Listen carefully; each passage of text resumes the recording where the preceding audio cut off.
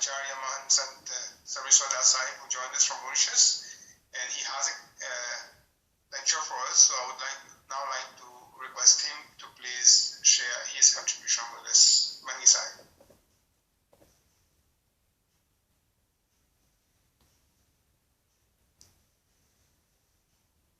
साहेब बंदगी। साहब जी मेरी आवाज आ रही है?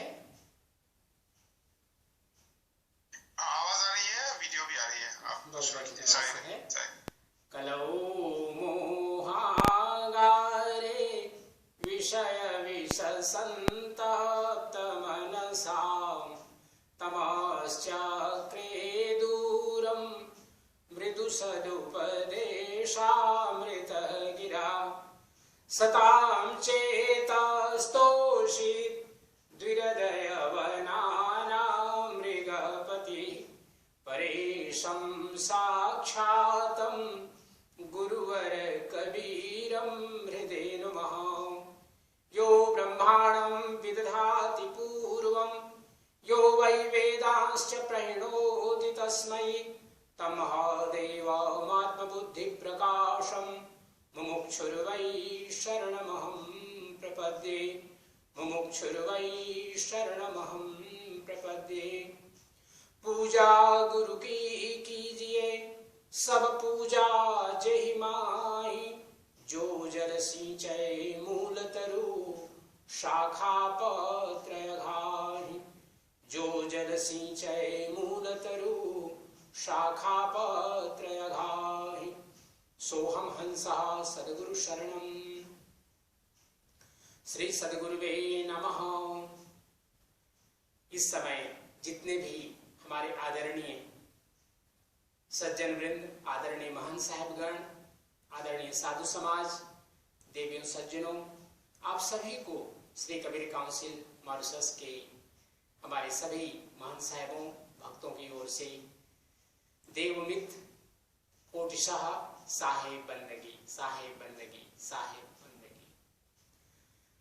बहुत सुंदर अवसर आज पुनः आप सबके बीच आने का मिला हमें, और हम अपने आदरणीय महंत श्री जय जागेश्वर साहब जी को धन्यवाद देते हैं इस पावन हमें अवसर देने के लिए।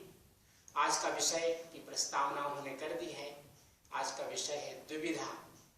द्विविधा को कभी कभी हम लोग संशय भी समझ लेते हैं, यद्यपि दोनों में भिन्नता है, और इंग्लिश में जिसे डिलेमा कहते हैं।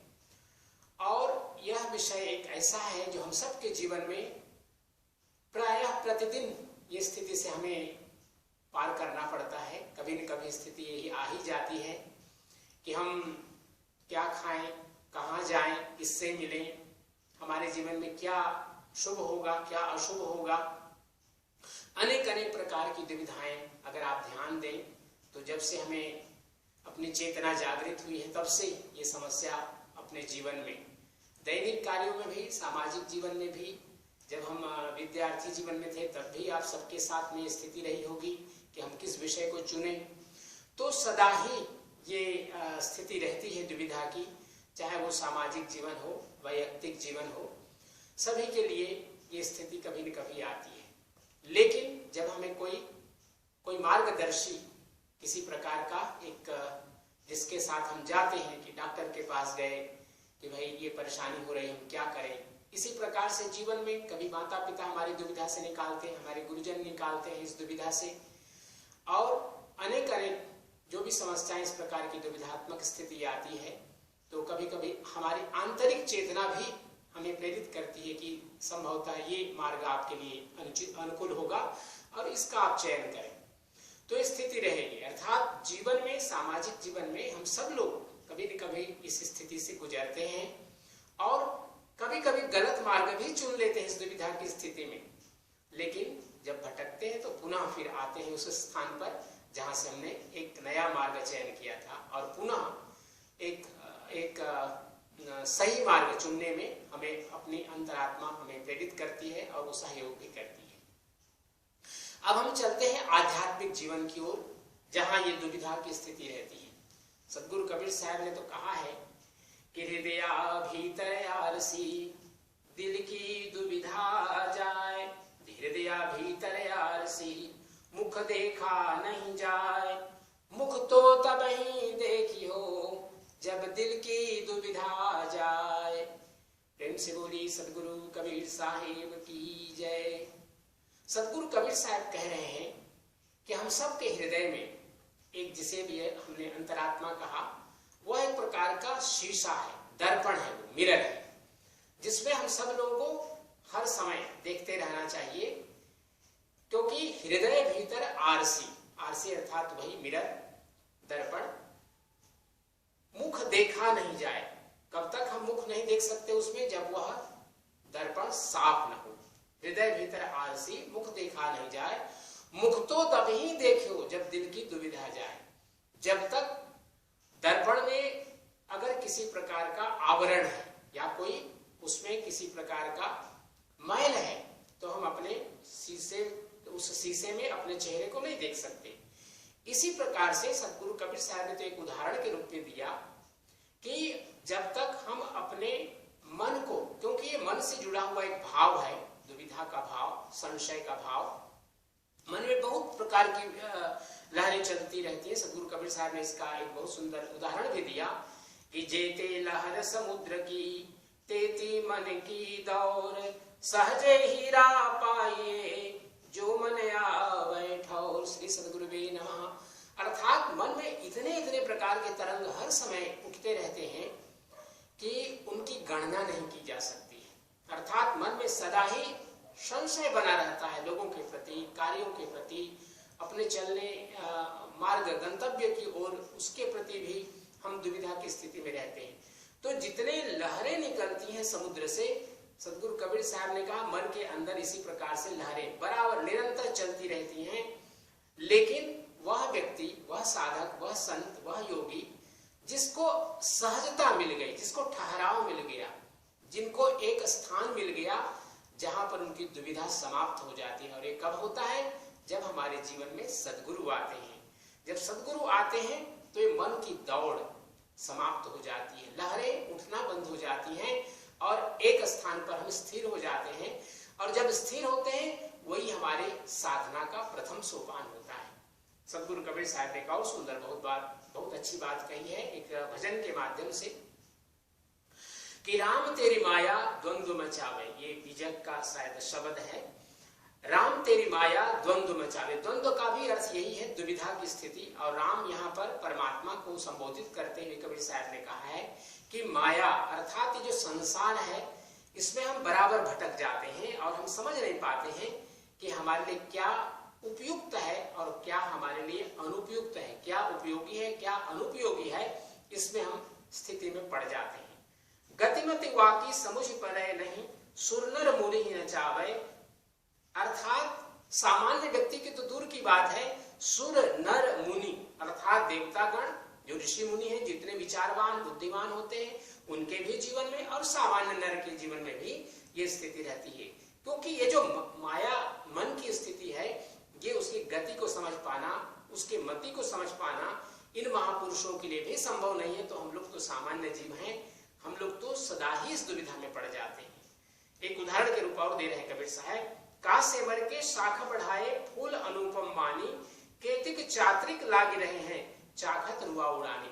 अर्थात जिस प्रकार का सेमल का फूल होता है, बहुत ही सुंदर होता है और उसको बहुत से पक्षी, चात्रिक मतलब पक्षियां, अनेक प्रकार की पक्षियां उसको देखती रहती हैं कि कब ये पके और हमें खाने को मिले। लेकिन जब उसको खाने के लिए जाते हैं, चखते हैं, तो उसके अंदर में रुई भरा हुआ है, उसमें कोई स्वाद नहीं है, देखने में लगता है। इसी प्रकार हमारे जीवन में जिन चीजों के प्रति हम आकृष्ट होते हैं वे बहुत सुंदर है, बहुत आकर्षित हमें करती हैं। लेकिन जब उसके पास जाते हैं तो बिल्कुल हमें लगता है कि हमें सुख मिल रहा है, वो सुख उसमें नहीं बल्कि सुख हमारे अंदर होता है और इसके कारण से हम दुविधा की स्थिति में पड़ जाते हैं। दूसरा उदाहरण कबीर साहब दे रहे हैं, का खजूर बढ़ाई तेरी फल कोई नाही पावे, ग्रीष्म ऋतु जब आए तुलानी छाया कामन आवे। जैसे खजूर का वृक्ष होता है, बहुत ऊंचा होता है, बहुत ऊंचाई में फल लगते हैं। तो आजकल तो वैज्ञानिक युग है, उस फल को तोड़ते हैं, उसका बड़ा व्यापार भी होता है खजूर का।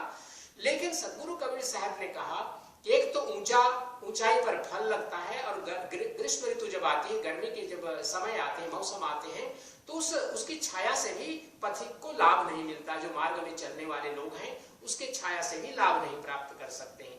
ऐसे ही ये मन की माया है, मन का दौड़ है। हम दौड़ते हैं यहाँ से वहां, यहाँ से वहां, इस वृक्ष के नीचे, उस वृक्ष के नीचे, इस संस्था में, उस संस्था में, इस संप्रदाय में, उस संप्रदाय में। लगता है शायद हमारा संप्रदाय अधूरा है, दूसरे संप्रदाय में हम दीक्षित हो जाते हैं, तीसरे में चले जाते हैं, लेकिन हर जगह यही हमें मिलता है जैसे रुई से भरा हुआ सिमर का फूल होता है। क्योंकि सुख बाहर नहीं है, सुख तो हमारे अंदर है, और हम लगे हुए कहाँ, मृग तृष्णा में लगे हुए हैं। जैसे कि रेगिस्तान में कोई जाए और दूर उसको जल दिखाई दे, बिल्कुल इसी प्रकार से हम मृग तृष्णा में पड़े रहते हैं। और एक उदाहरण दे रहे हैं कबीर साहब कि अपने चतुर अवर को सिखवे, कनक कामनी सयानी, कहाँ कबीर सुनो हो संतो, राम चरण गुरु चरण रति माने।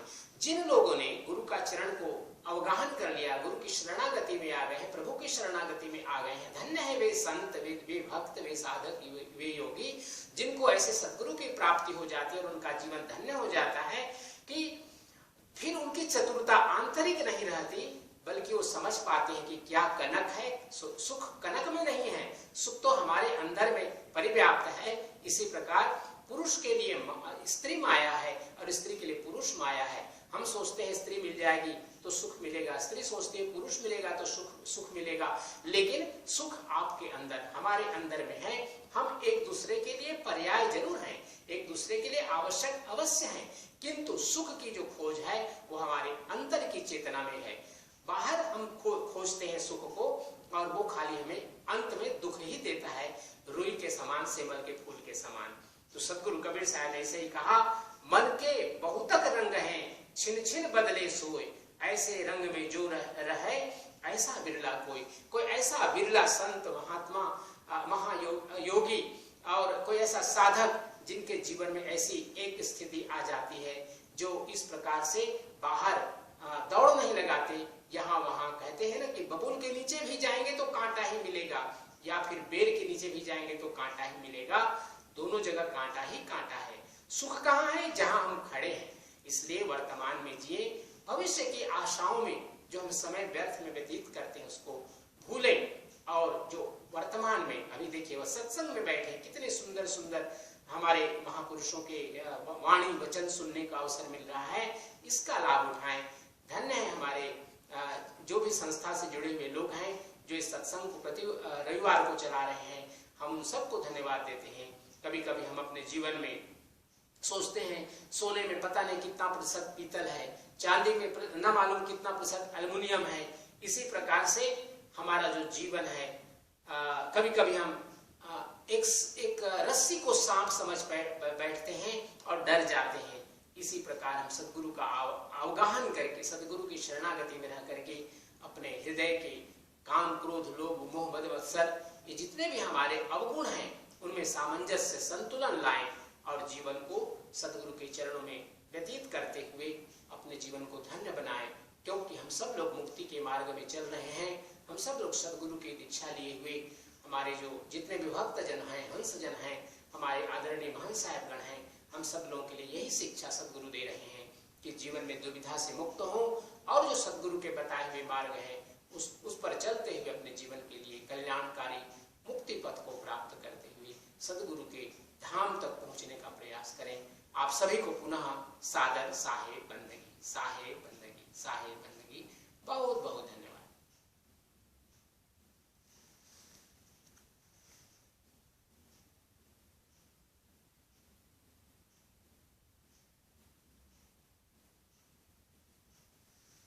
बहुत बहुत आभार, बहुत बहुत धन्यवाद आचार्य जी, आपने हमारे सामने इतने अच्छे सुंदर ढंग से इस विषय को रखा है। Thank you very much for sharing your views and explaining from perspective of Sant Kabir Sahib this theme of Duvida. Just going to try to translate in brief the contribution of Acharya ji. So first of all, he conveyed his greetings from the Kabir Council of Vakwa in Mauritius, to all participants who have joined in satsang today and who continue to join again and again every week to satsang.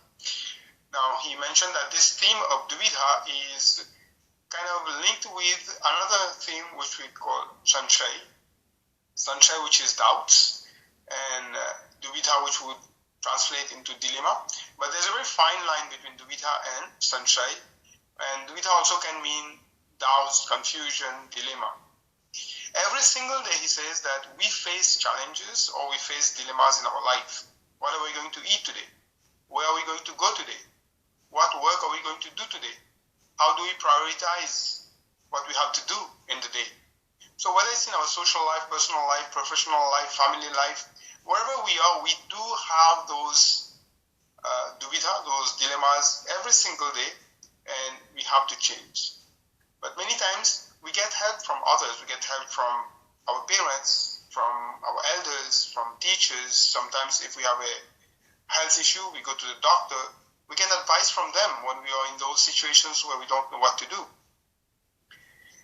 But at the end, our conscience, which is our inner self, is the one which guides us what to do, although we are going to seek help and support from other people from outside. And many times it also happens that we may be taking a wrong decision, and when we happen to realize it, then we come back and try to redress where we went wrong. Now, this is insofar as our social life, our mundane life is concerned. But when it comes to our spiritual life, what is it that we need to know? So Kabir Sahib tells us that in our heart, there's a mirror. If that mirror is stained or covered with dust, we will not be able to see. Just like any mirror, if you want to see our face in it, we won't be able to see ourselves if the mirror is not clean. So in the same way, this Sakhi that he shared with the Hirday, Bhitar Arasi, Mukh dekha nahi jaye, Mukh to tabhi dekhiye, jab dil ka duvidha jaye. In that mirror, if you want to see ourselves, unless we are able to get rid of that dust or whatever is covering the mirror, we will not be able to see us. So what does that mean in reality? It means that when our mind is restless, we cannot really focus, and we are not able to really understand what is coming from inside, what our heart is telling us, what our conscience is telling us. There's another Sakhi where Sir Kabir Sahib compares our mind just like a wavy ocean, an ocean which has lots of waves. Countless waves. We cannot even count how many waves there are. In the same way, our mind also has so many ripples, so many waves going back and forth, which prevents us from being calm, from being steady, from being firm, from being stable. If we are not stable, we will not be able to take right decisions. So he who has been able to keep calm is able to not allow those waves to create havoc. These are the ones who are able to take the right decisions. Now, Acharya also took an example from the Bija, where Sahib talks about Dwand. Dwand is another aspect of this Dvitha. Dwand means duality. Ram teri maya, Dwand rachabe, which means that the Maya, which is the creative power of God, is making us see things which are unreal, but we are taking it to be real.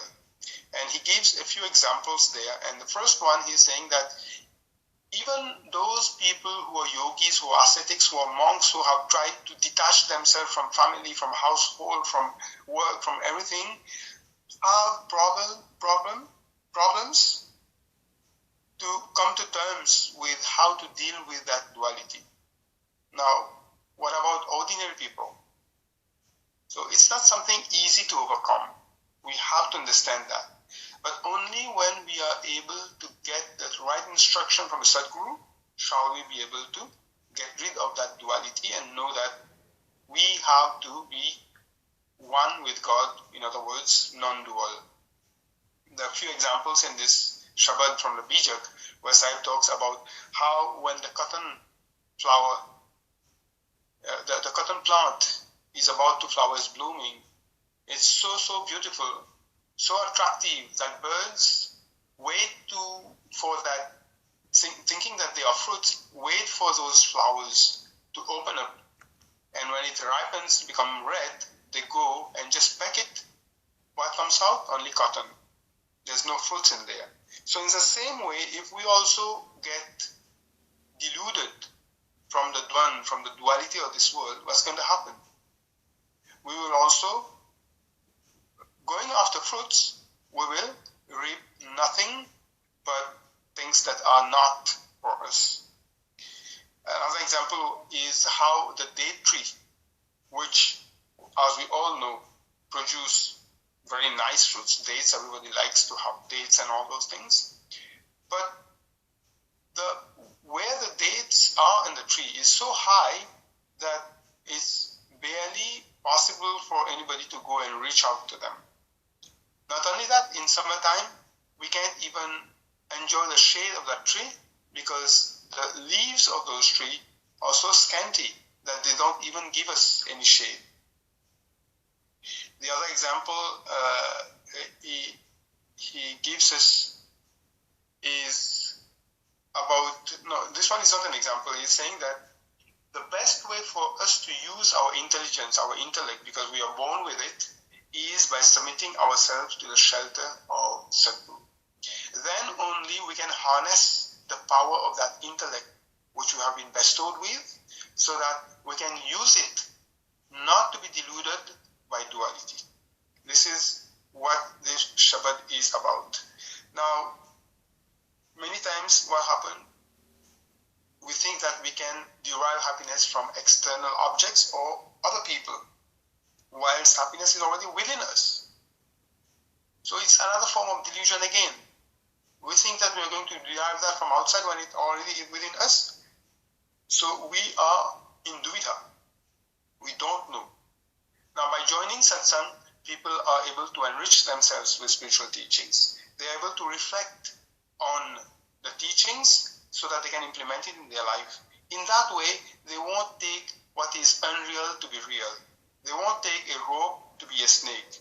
They will be more focused on the path that for which we have come in this life, which is leading us to liberation. Unless we go to the shelter of the Sadguru, we will not be able to liberate us first from dukkha, which is from dilemma, from doubts, from confusion, which ultimately would lead us to our ultimate destination, which is liberation. So I'd like to thank him. I know it took quite a while because I wanted to really expand on what he said because it's very relevant to what we are talking today. I would now like to request a bhajan, if we can have a bhajan from